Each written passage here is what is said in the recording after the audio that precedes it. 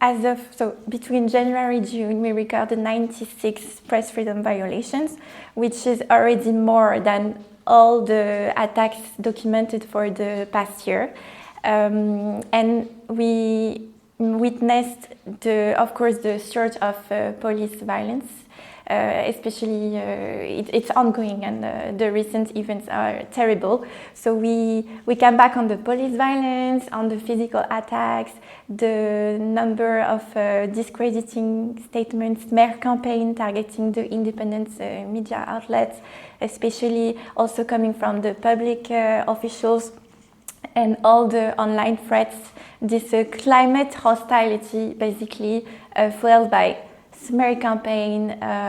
and discrediting statements, and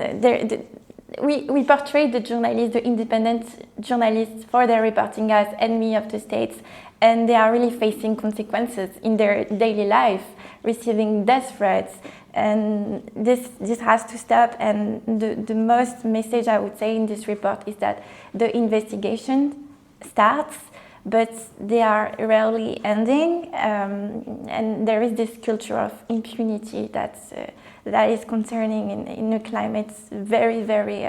frightening for the journalists, and also a future that is really uncertain for the independent broadcasters